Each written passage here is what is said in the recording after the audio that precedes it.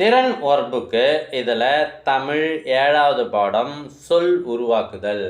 இது 6th 7th 8th 3 வகுப்பு மாணவர்களுக்கும் ஆனது.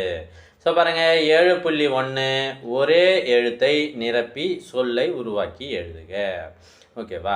நம்ம வரிசையாக திறனில் ஒவ்வொரு பாடத்தையும் நடத்திட்டு வரோம். தமிழ் மட்டும் நடத்தலை, இங்கிலீஷ், மேத்ஸு அனைத்து ஒர்க் புக்கும் நடத்திட்டு வரோம். அதனால் நம்ம சேனலை நீங்கள் சப்ஸ்கிரைப் பண்ணி வச்சுக்கிட்டிங்கன்னா உங்களுக்கு நான் போடுற வீடியோக்கள் உடனுக்குடன் வரும். உங்கள் ஒர்க் புக்கில் அதை காப்பி பண்ணி எழுதுறதுக்கும் பாடங்களை நன்றாக புரிந்து கொள்வதற்கும் உங்களுக்கு ரொம்ப யூஸ்ஃபுல்லாக இருக்கும். மறக்காமல் உடனே சப்ஸ்கிரைப் பண்ணுங்கள்.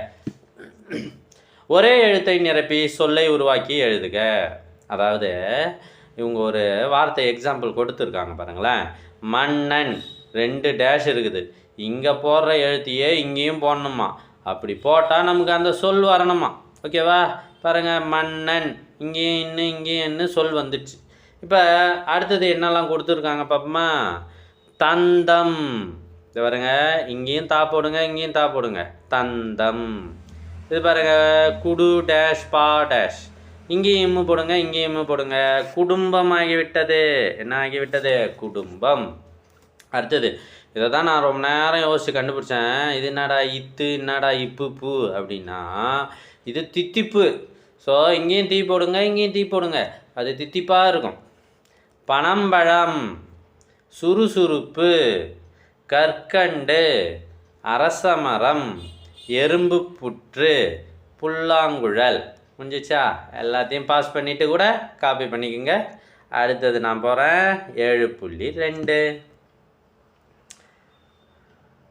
இந்த பயிற்சி உண்மையிலே ஒரு விளையாட்டாகவும் நல்லா ஜாலியாகவும் இருக்குது. 6வது பாடம் தான் ரொம்ப பெருசாக இருந்தது. இதை பார்த்தீங்கன்னா ரொம்ப ரொம்ப ரொம்ப ஜாலியாக இருக்குது, விளையாட்டு முறையில் இருக்குது. விலை, அது என்ன சார் விலை? சொற்களை உருவாக்கி எழுதுக. விலை என்ற இந்த 2 எழுத்தை நீங்கள் விலை அதை சேர்த்து புதிய சொற்களை உருவாக்க வேண்டும். எத்தனை முடியுதோ அத்தனை உருவாக்குங்க, அவ்வளோதான். இதை மட்டும்தான். இது மட்டும் போதுமா சார்? போதும். உங்களால் முடிஞ்சால் இன்னும் அதிகமாக எழுதுங்க. பாருங்கள், விளைநிலம், விளைச்சல், விளைபொருள், விளைவு, விளையாடு, விளையாட்டு, விளையாட்டு திடல். அடுத்து நமக்கு கொடுக்குற டாஸ்க் என்னன்னா மண். ஸோ மண்பானை, மண்டபம், மண்டை. சூப்பர் இல்லை? மண்டை. மண்ணுக்கும் மண்டைக்கும் என்ன சம்மந்தம்? ஆனால் மண்டையில் மண் இருக்குது. மண் சோறு, மண்ணாங்கட்டி, மண் பொம்மை. ஸோ இது ஒரு விளையாட்டுக்காக சொல்கிறது. மண்டையில் மண் இருக்குது. இதோ பாருங்கள், மண்டை. அதை எழுதிட்டு இதை பட்டு நோட் பண்ணுங்களா, மண் இருக்குது. ஓகே, ஜாலியாக பேசுகிறோம். அடுத்தது அலை.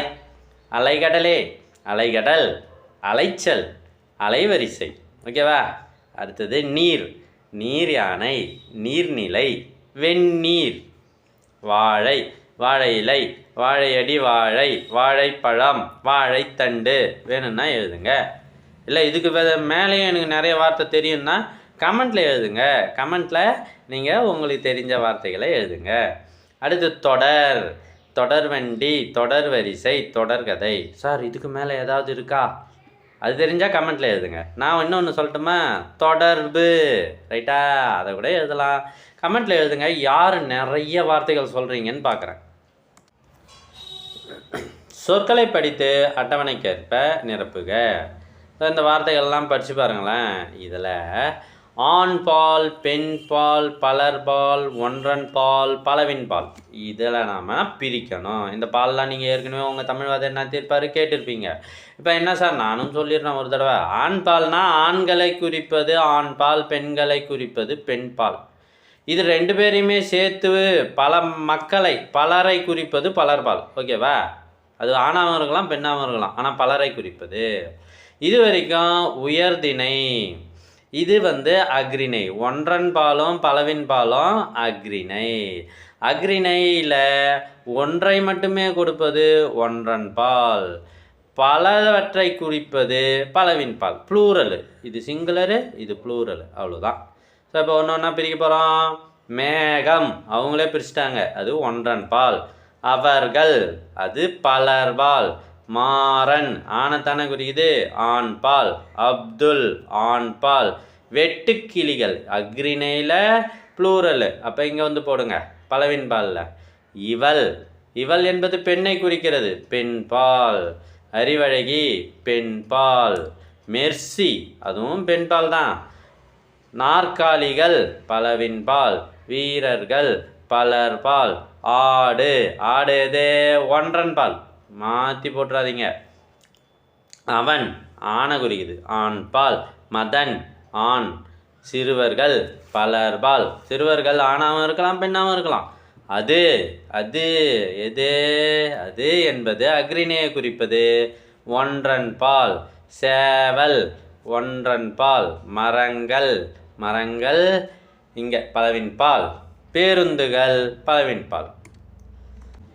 இங்கே ஒரு வரி காலியாக இருக்குது எல்லாத்துலேயுமே.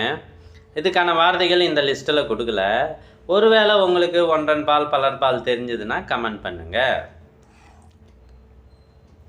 அடுத்த குறிப்புகளை படித்து ஒரே எழுத்தில் தொடங்கும் சொற்களை எழுதுக. கிளைக்கு கிளை தாவும் குரங்கு. சரியா? என்ன சார் அப்படின்னா அடுத்தது இதையும் பாருங்களேன். இது ஒரு நீர்நிலை குளம்.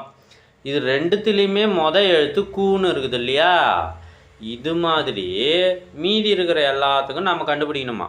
கண்டுபிடிச்சிடலாமல் நமக்கெல்லாம் ரிஸ்க் எடுக்கிறதுனா ரஸ்க்கு சாப்பிட்ற மாதிரி அப்படின்ற மாதிரி. இதெல்லாம் ஒரு சாதாரண விஷயம். சும்மா லெஃப்ட் ஹேண்டாலே டீல் பண்ணலாம் பாருங்கள். எலியின் ஒரு வகை. எலியின் ஒரு வகை சுண்டெலி. அவித்து உண்ணும் சிற்றுண்டி. அவிச்சு சாப்பிட்றதுன்னு சொல்லுவோம் இல்லையா? அதுதான் என்னது? சுண்டல். உழவர்களின் நண்பன் மண்புழு. இசைக்கருவியின் பெயர் மத்தளம். கார்ப்பு சுவை உடையது மிளகாய். மழை பெய்யும் போது தோன்றுவது மின்னல். கிளி என முடியும் சொல் வெட்டுக்கிளி. காய்கறி வகையில் ஒன்று வெண்டை. ஸோ ரொம்ப ஈஸியாக இருக்குது பாருங்களேன். வெட்டுக்கிளி வேவில் ஆரம்பிக்குது, வெண்டையும் வேவில் ஆரம்பிக்குது. இது ரெண்டும் மீயில் ஆரம்பிக்குது, இது ரெண்டும் மாவில் ஆரம்பிக்குது, இது ரெண்டும் சூவில் ஆரம்பிக்குது. நாம் ஜெயிச்சிட்டோமாரா? அடுத்தது போலாமா?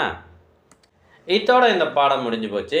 இதுவரை நம்ம சேனலில் நீங்கள் சப்ஸ்கிரைப் பண்ணலைன்னா தப்பு பண்ணிட்டீங்க, பின்னாடி வருத்தப்படுவீங்க. உடனே சப்ஸ்கிரைப் பண்ணுங்கள். தேங்க்யூ ஃபார் வாட்சிங்.